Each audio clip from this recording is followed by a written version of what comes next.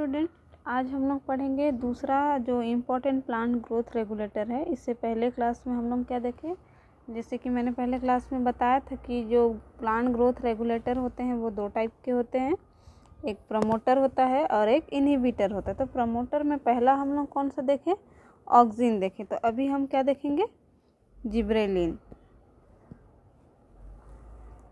तो ये हमारा दूसरा ग्रोथ प्रमोटर हार्मोन है। तो जिब्रेलिन के कुछ जो जिब्रेलिन जो हार्मोन है उसके हिस्ट्री से कुछ क्वेश्चंस आते हैं कॉम्पिटिटिव एग्ज़ाम्स में कि जो जिब्रेलिन का डिस्कवरी कहाँ से शुरू हुआ, ये कहाँ पाया जाता है। ठीक है, तो सबसे पहले जापान की एक कंट्री थी, जापान में एक जगह था, वहाँ पे एक कुरुसावा नाम के फार्मर्स थे। ठीक है, तो वो राइस का कल्टीवेशन कर रहे थे। तो राइस में क्या देखे कि उनकी जो सीडलिंग है उसकी सिर्फ हाइट इंक्रीज़ हो रही है और उसमें फ्लावरिंग नहीं आ रहा है। तो उन्होंने इस डिजीज़ का क्या नाम दिया, बेकाने डिजीज़। और इसी को किस नाम से जाना गया, फुल सीडलिंग डिजीज़ के नाम से जाना गया।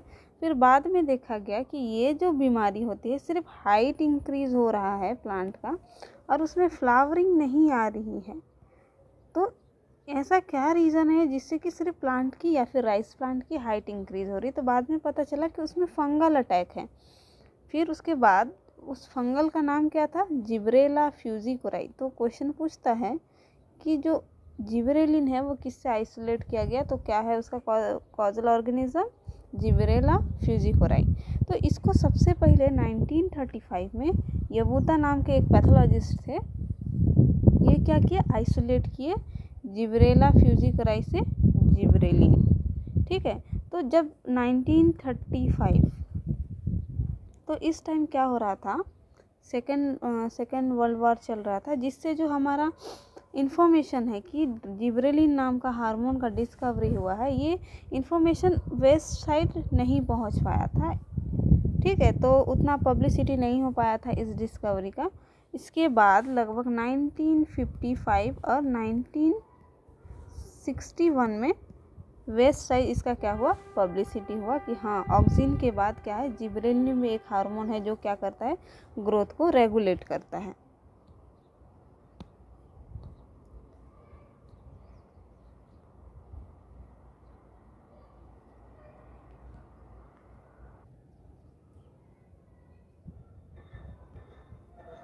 इसके बाद हम लोग देखेंगे कि ऐसा कौन सा फर्स्ट हायर प्लांट था जिसमें जिब्रेलिन को आइसोलेट किया गया था। तो जो इमेच्योर क्या है, बीन्स सीड थे। इसमें सबसे पहले, ये बहुत इंपॉर्टेंट क्वेश्चन है कि सबसे पहले फर्स्ट हायर प्लांट जिब्रेलिन कौन से हायर प्लांट से आइसोलेट किया गया, तो आंसर क्या होगा, इमेच्योर बीन सीड्स। ठीक है, 1958 में इसका आइसोलेट किया गया था। तो ये फर्स्ट हायर प्लांट आप लोग अच्छे से याद रखिएगा। ठीक है, नेक्स्ट जो इम्पोर्टेंट क्वेश्चंस आते हैं कि जो जिब्रेलिन है वो कौन सी फैमिली से बिलोंग करता है। ठीक है, तो जो ये large family of tetracyclic diterpene, कभी कभी प्रिकर्सर में भी डाइटर्पिन दे देता है। ठीक है, तो आंसर क्या होगा, ये belongs to large family of tetracyclic diterpene. ये डेराइव हुआ है एंड कॉरिन रिंग स्ट्रक्चर से। कभी कभी इसका रिंग या तो डाइटर्पिन देगा या फिर टेट्रासाइक्लिक या फिर एंड कॉरिन, कुछ भी देगा आंसर, तीनों एक साथ नहीं देगा। अगर देगा तो ऑल ऑप्शन भी देगा। ठीक है, क्वेश्चन ये पूछा जाता है कि जिब्रेलिन तो बहुत सारे हैं, लगभग 25 से भी ज़्यादा टाइप के हैं। ठीक है, तो इसमें से GA3, GA1, GA2, GA15, GA19, बहुत सारे नाम हैं। तो जो जिब्रेलिक एसिड किसको बोलते हैं, तो जो GA3 है उसी को जिब्रेलिक एसिड के नाम से जाना जाता है। बाकी सब क्या है, जिब्रेलिन है। ठीक, तो देखो जिब्रेलिन में कार्बन के हिसाब से इसको दो भाग में बांटा गया है। पहला 20 कार्बन, ऐसा जिब्रेलिन जिसमें 20 कार्बन का पाया जाता है वो C20 के अंतर्गत आता है, और जिसमें 19 कार्बन एटम पाए जाते हैं उसको 19 कार्बन के अंतर्गत रखा गया है। तो देखो यहाँ पे GA12 है, GA27, GA53, ये सारे जिब्रेलिन में 20 कार्बन एटम पाए जाते हैं, जबकि Ga1, Ga3 एंड Ga20 इसमें कितना कार्बन होता है, 19 कार्बन पाए जाते हैं।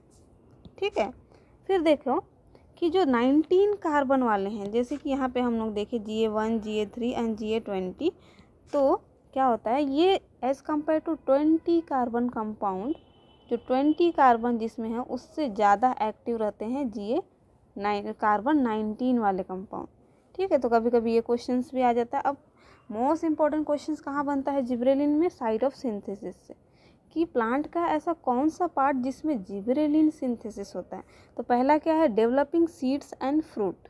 कोई भी प्लांट जिसमें डेवलपिंग जो छोटे छोटे सीड होंगे या फ्रूट होंगे, इसमें क्या होगा, जिब्रेलिन का कंटेंट पाया जाता है। यंग लीव्स हो गया, एपिकल बर्ड्स होंगे, एपिकल रीजन ऑफ रूट, मतलब देखो यहाँ एपिकल बर्ड मतलब सूट में भी इसका सिंथेसिस हो रहा है, और एपिकल रीजन ऑफ रूट मतलब रूट में भी सिंथेसिस हो रहा है।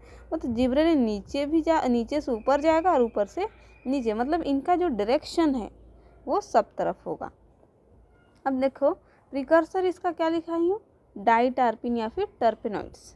ठीक है, ये डाइटर्पिन क्या होता है, आइसोप्रेन यूनिट होते हैं 5 कार्बन कंपाउंड के। तो अगर प्रिकर्सर पूछे तो डाइटर्पिन आएगा या फिर टर्पेनॉइड्स आएगा, तो आंसर क्या होगा, डाइटर्पिन। अगर प्राइमरी प्रिकर्सर मतलब डाइटर्पिन किससे बनता है, सबसे पहले डाइटर्पिन बनेगा, उसके बाद हमारा जिब्रेलिन बनेगा। तो सबसे पहले अपन क्या लिख सकते हैं, इसको सीक्वेंस में अगर लिखना चाहे तो एसीटेट, फिर डाइटर्पिन, उसके बाद अपन क्या कर सकते हैं, जी। तो ये सीक्वेंस होता है। तो ये हमारा क्या है, प्राइमरी प्रिकर्सर, ये सेकेंडरी प्रिकर्सर, और ये हमारा जिब्रेलिक एसिड। लेकिन क्वेश्चन डाइटर्पिन यानी, और नॉर्मली क्वेश्चन क्या पूछा जाता है, प्रिकर्सर पूछा जाता है। अगर प्राइमरी प्रिकर्सर बोले तो एसीटेट होगा इसका आंसर, ध्यान रखना। फिर नेक्स्ट आता है कि जो जिब्रेलिन का बायोसिंथेसिस, साइट ऑफ बायोसिंथेसिस तो अपन देख लिए कि हाँ डेवलपिंग फ्रूट्स में, सीड्स में, एपिकल बर्ड में, एपिकल रीजन ऑफ फ्रूट में होता है। लेकिन सिंथेसिस कैसे होता है वो देखेंगे। या फिर मान लो कोई सेल है, कोई एक पार्ट, हम जानते हैं कि प्लांट बॉडी बहुत सारे सेल से मिलके बने होते हैं। ठीक है, तो इस सेल के ऑर्गेनल्स में कहाँ बनता है। ठीक है, तो हम लोग देखेंगे जो बायोसिंथेसिस है इसके 3 स्टेजेस हैं, stage first, stage second and stage third. जो स्टेज फर्स्ट जो होता है वो प्लास्टिड में होता है। क्वेश्चन बहुत पूछा जाता है कि बायोसिंथेसिस में कौन कौन से सेल ऑर्गेनल्स पाए जाते हैं, या फिर कितने स्टेज होते हैं जिब्रेलिन के बायोसिंथेसिस में। तो 3 स्टेज हमने देखा। पहला स्टेज किस में होता है, प्लास्टिड में होता है। दूसरा स्टेज किस में होता है, एंडोप्लाज्मिक रेटिकुलम में। और तीसरा स्टेज किस में होता है, साइटोसोल में। ठीक, याद रख लेना, PERC पर्क याद कर लेना। ठीक है, प्लास्टिड, एंडोप्लाज्मिक रेटिकुलम और साइटोसोल। तो जो पहला स्टेज जो होता है प्लास्टिड में, उसको कौन सा ऐसा केमिकल है जो इसके सिंथेसिस को रोकता है। तो पहला क्या होगा, AMO1618, फॉस्फोन डी और साइकोसेल। ये तीनों इनहिबिटर हैं जिब्रेलिन बायोसिंथेसिस, या फिर एंटी जिब्रेलिन बोल सकते हैं आप लोग। ठीक, तो ये स्टेज फर्स्ट को क्या करते हैं, इनहिबिट करते हैं। स्टेज सेकंड में क्या होगा, एंडोप्लाज्मिक रेटिकुलम में होता है। अगर सेकंड स्टेज में अपन जिब्रेलिन को इनहिबिट करना है तो क्या डालेंगे उसमें, पैक्लोबिट्राजोल। तीसरा स्टेज साइटोसोल में था, इसके इनहिबिटर क्या है, साइक्लोहेक्सेंट्रियंस। अगर मान लो कोई ऐसा प्लांट है जिसकी हाइट बहुत बढ़ रही है और हमको बहुत लंबा हाइट नहीं चाहिए, मान लो राइस की ही प्लांट है। ठीक है, क्योंकि बहुत हाइट होने से लॉजिंग हो जाता है। तो हमको पता चला कि उसमें जिब्रेलिन का कंटेंट है। तो अपन हमको जिब्रेलिन के एक्शन को इनहिबिट करना है, इसकी हाइट को कम करना है, तो अपन क्या डालेंगे, या तो ये इनहिबिटर डालेंगे, या ये इनहिबिटर, या फिर ये इनहिबिटर। जिब्रेलिन जो होता है प्लांट में 2 फॉर्म में पाया जाता है, एक फ्री फॉर्म होता है और दूसरा क्या होता है, बाउंड फॉर्म। बाउंड फॉर्म में जिब्रेलिन ग्लाइकोसाइड्स के फॉर्म में प्रेजेंट होता है प्लांट में। अब हम लोग देखेंगे कि इसका ट्रांसपोर्ट कैसे होता है। इसका नॉन पोलर ट्रांसपोर्ट होता है, जबकि ऑक्सीजन में हम लोग क्या देखे थे, वो टिप में बनता है और नीचे की ओर यूनी डायरेक्शन में मूव करता है। जबकि हम लोग जिब्रेलिन का देखें, ऊपर भी बनता है नीचे भी बनता है, जो नीचे बनेगा वो ऊपर जाएगा, ऊपर बनेगा वो नीचे आएगा। तो मतलब इसका कोई पोलर या मतलब यूनी डायरेक्शनल कोई ट्रांसपोर्ट नहीं होता है, इसलिए इसको नॉन पोलर ट्रांसपोर्ट इसका कहा गया है। और ये जनरली जाइलम और फ्लोएम के थ्रू होता है, लेकिन मोस्टली किसके थ्रू होता है, फ्लोएम के थ्रू इसका ट्रांसपोर्ट होता है। मैकेनिज्म, अब जिब्रेलिन आपने पढ़ लिए, बायोसिंथेसिस कहाँ होता है, कैसे होता है, कितने स्टेज होते हैं, क्या एंटी जिब्रेलिन है, हिस्ट्री देख लिए। अब उसके बाद हम देखेंगे कि जिब्रेलिन जो है वो कौन कौन से मैकेनिज्म को क्या करता है, रन करता है, कैसे कंट्रोल करता है। तो पहला जो हमारा मैकेनिज्म है वो स्टेम इलोंगेशन। जनरली देखना, जहाँ भी जिब्रेलिन का कंसंट्रेशन होगा वहाँ का स्टेम थोड़ा ज़्यादा लंबा होगा, मतलब ये हाइट को क्या करता है, बढ़ाता है, इंटरनोडल डिस्टेंस को बढ़ाता है। ठीक है, तो स्टेम को इलोंगेट करता है। तो ये स्टेम को इलोंगेट कैसे करता है, मान लो एक सेल है जो इतना बड़ा बड़ा है स्टेम का, ठीक। अब जिब्रेलिन अगर डाल दिए उसमें अपन, तो ये क्या करेगा, XET जाइलोग्लूकेन ट्रांसग्लाइकोसाइलेज एक एंजाइम है, उसको क्या करेगा, एक्टिवेट करता है। और ये XET एंजाइम एक्सपेंसिन प्रोटीन को एक्टिवेट करता है। अब ये एक्सपेंसिन प्रोटीन क्या करेगा, वॉल लूजनिंग करेगा। ठीक है, अब ये वॉल लूज हो गया, थोड़े दूर बाद जाके ये अगर इसमें पानी भर गया तो ये इतना लंबा हो जाएगा। ठीक है, तो इस टाइप से प्लांट की हाइट क्या होती है, छोटे छोटे से वॉल लूजनिंग की वजह से ये इंक्रीज हो जाती है। तो ये इनडायरेक्ट क्या कर रहा है, XET और एक्सपेंसिन प्रोटीन को क्या कर रहा है, एक्टिवेट करता है और स्टेम को इलोंगेट करता है। दूसरा अगर हम देखना चाहें तो यहाँ पे क्या हो रहा है, stimulated cell division and regulated G2 and M phases. अब देखो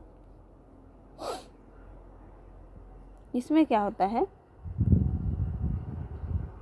हम लोग जान रहे हैं सेल साइकिल में कितने स्टेज होते हैं, G1 phase, S phase, G2 phase और M फेज। M फेज को ही क्या बोलते हैं, माइटोटिक या फिर डिवीज़न फेज। तो क्या होता है, इस स्टेज से एक स्टेज से दूसरे स्टेज, दूसरे से तीसरे से चौथे, इसमें बहुत सारे ट्रांसक्रिप्शनल फैक्टर रहते हैं जो एक स्टेज से दूसरे स्टेज फॉरवर्ड करते हैं इन्फॉर्मेशन को। तो वैसे ही G2 और M फेज के बीच क्या होता है, CDK और M साइक्लिन। अगर CDK और M साइक्लिन एक्टिवेट होते हैं तब जाके हमारा G2 स्टेज M फेज में जाता है, और M फेज के बाद क्या होता है, डिवीज़न शुरू होता है। लेकिन कुछ इनहिबिटर प्रेजेंट होते हैं जो G2 से M फेज तक जाने नहीं देते हैं सेल को डिवाइड होने के लिए। वो उसको क्या बोलते हैं, ट्रांसक्रिप्शनल रिप्रेशर, या फिर इसी को क्या बोला जाता है, डेला रिप्रेशर। ठीक है, तो ये ट्रांसक्रिप्शनल इनहिबिटर या फिर रिप्रेशर कौन कौन से, GAI, RGA, SPI, ये क्या करते हैं, इस सेल डिवीज़न को रोकते हैं। तो जिब्रेलिक एसिड या जिब्रेलिन क्या करता है, इस ट्रांसक्रिप्शनल फैक्टर को ब्लॉक करता है और CDK और M साइक्लिन को एक्टिवेट करेगा, ताकि ये जो साइकिल है वो क्या होता है, नॉर्मल रन हो जाए। फिर तीसरा जो इम्पोर्टेंट मैकेनिज्म है जिब्रेलिन का, वो है mobilization of endosperm and food रिज्म। आप लोग देखे होंगे जब भी कोई सीड की बात होती है, ठीक है, मान लो ये हमारा ग्रेन है, इसमें बहुत सारे फूड मटेरियल है, तो एक एलिरोन लेयर होता है सीड में। ठीक है, ये क्या है, मान लो एलिरोन लेयर है, और यहाँ पे हमारा क्या है, एंडोस्पर्म है। तो एलिरोन लेयर में कौन सा एंजाइम प्रेजेंट होता है, अल्फा एमाइलेज। और ये अल्फा एमाइलेज क्या करता है, सुक्रोज को ग्लूकोज में तोड़ेगा, और ग्लूकोज फाइनली किस में टूटेगा, ATP में, और इसी ATP का यूज़ करके हमारा प्लांट क्या करता है, ग्रो करता है। ठीक है, तो अल्फा तो हमारा ये क्या करता है, जो जिब्रेलिन है वो सबसे पहले प्लाज्मा मेम्ब्रेन में जो रिसेप्टर है उससे बाइंड करेगा। फिर कैल्शियम डिपेंडेंट प्रोसेसर है, कैल्शियम इंडिपेंडेंट। तो इंडिपेंडेंट प्रोसेस के थ्रू ये कहाँ आता है, न्यूक्लियस में आता है।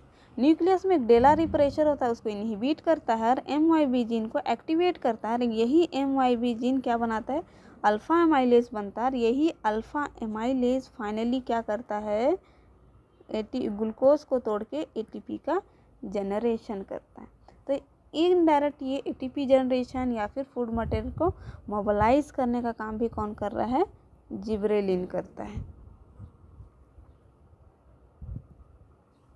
ठीक है, अब हम लोग कुछ फिजियोलॉजिकल इफेक्ट देखेंगे जिबरेलिन के। तो पहला क्या है, सीड जर्मिनेशन। ठीक, जैसे कि कुछ लाइट सेंसिटिव प्लांट होते हैं जिनको ज़्यादा लाइट चाहिए रहता है तभी वो जर्मिनेट करेंगे। मान लो अपन शॉर्ट डे कंडीशन में है, खरीफ सीज़न में है और उनका जर्मिनेशन कराना है। शॉर्ट डे कंडीशन मतलब जब हमारा डे लेंथ कम है उस टाइम अपन को जर्मिनेट कराना। लेकिन कुछ ऐसे प्लांट है जैसे लेट्यूस है, टोबैको, इनको क्या चाहिए, लॉन्ग डे चाहिए, लंबी दिन चाहिए जर्मिनेशन के लिए। तो अब लंबा दिन अपन कहाँ से लाए, वो हमारे कंट्रोल में तो नहीं है, तो उसका एक सब्स्टिट्यूट है जिबरेलिन। अगर हम लोग जिबरेलिन डाल दें तो शॉर्ट डे कंडीशन में भी इसमें क्या हो जाएगा, जर्मिनेशन हो जाएगा। फिर दूसरा है डोरमेंसी, जो पोटैटो के जो बर्ड्स होते हैं, ठीक है, इस पर क्या करता है, ये डोरमेंसी को क्या करेगा, ब्रेक करता है। क्योंकि पोटैटो एक विंटर सीजन क्रॉप है और विंटर सीजन क्रॉप के लिए थोड़ा ठंडी मतलब कूल क्लाइमेट चाहिए रहता है, लॉन्ग डे लेंथ चाहिए रहता है। अब वो सब अपन ला नहीं सकते, इसलिए क्या करेंगे, जिबरेलिन उस कूल सीजन का भी क्या है, एक सब्स्टिट्यूट है। फिर इंटरनोट इलोंगेशन, जो ड्वार्फ पी हो गया, मेज हो गया, इनका हाइट को इंक्रीज करने के लिए भी जिबरेलिन क्या करता है, अपना इफेक्ट डालता है। जैसे डीप वाटर राइस है, मान लो डीप वाटर राइस है और यहाँ तक पानी भर गया है। ठीक है, अब पानी भर गया, अब इसको ऑक्सीजन कहाँ से मिलेगा, तो जिबरेलिन क्या करता है, इसकी हाइट को इंक्रीज कर देता है ताकि इसको सफिशिएंट ऑक्सीजन मिले और प्लांट सरवाइव कर सके। क्योंकि ये सबमर्ज कंडीशन में इथिलीन और ABA का कंसंट्रेशन बढ़ जाता है और हम लोग जान रहे हैं कि इथिलीन और ABA दोनों ही ग्रोथ इनहिबिटर हैं। अगर सबमर्ज्ड कंडीशन रहे, कंटिन्यू हमारा राइस जो है वो डूबा रहे फील्ड में, तो इनका कंसंट्रेशन मेंटेन रहेगा और ये ग्रोथ को होने नहीं देंगे। इसलिए वहाँ पे जिबरेलिन का अगर हम लोग डाल दें, एप्लीकेशन करें, तो वो हाइट को ईजिली क्या कर सकता है, इंक्रीज कर सकता है। फिर बोल्टिंग एंड फ्लावरिंग, जो हायोसाइमर नाइजर है, लॉन्ग डे प्लांट है, उसमें क्या होता है, ये बोल्टिंग कॉज करता है। बोल्टिंग मतलब हाइट को इंक्रीज करता है। ठीक है, तो ये हमारे क्या हो गए, फिजियोलॉजिकल फंक्शन हो गए, जो कौन अफेक्ट करता है, जिबरेलिन अफेक्ट करता है। ठीक है, फिर और दो इम्पॉर्टेंट चीज़ हैं जो जिबरेलिन अफेक्ट करता है, वो है पार्थेनोकार्पी। मतलब पार्थेनोकार्पी मतलब क्या होता है, production of fruit without fertilization. तो जो पोम फ्रूट है, जैसे कि एप्पल वगैरह हो गया, स्टोन फ्रूट, मैंगो वगैरह हो गए, तो इन सब में अगर हम लोग जिबरेलिन का स्प्रे कर देंगे तो बिना फर्टिलाइजेशन के फ्रूट का प्रोडक्शन होता है। फिर de novo synthesis of alpha mileage. ठीक है, तो मान लो कोई ऐसा सीड है जिसमें फूड मटेरियल है लेकिन अल्फा माइलेज नहीं है जिससे कि इनका ब्रेकडाउन हो सके, तो हमारा जिबरेलिन क्या करता है, न्यू सिंथेसिस करता है, किसका, अल्फा एमाइलेज का। मतलब एक तो अगर प्रेजेंट है तो उसको एक्टिवेट करेगा, अगर एब्सेंट है तो नया अल्फा एमाइलेज का क्या करता है, सिंथेसिस करता है। तो इस प्रकार हम लोग देखें कि जिबरेलिन क्या है, कैसे डिस्कवरी हुआ, हिस्ट्री क्या था इसका, कैसे सिंथेसिस हुआ, कहाँ पे सिंथेसिस हुआ, क्या ट्रांसपोर्ट है, फिजियोलॉजिकल फंक्शन क्या है, मोड ऑफ एक्शन क्या है, हम लोग सारी चीज़ देख लिए। ठीक है, तो आप लोगों को समझ में आ गया होगा। अब हम लोग नेक्स्ट हार्मोन जो नेक्स्ट लेक्चर में पढ़ेंगे वो साइटोकाइनिन पढ़ेंगे।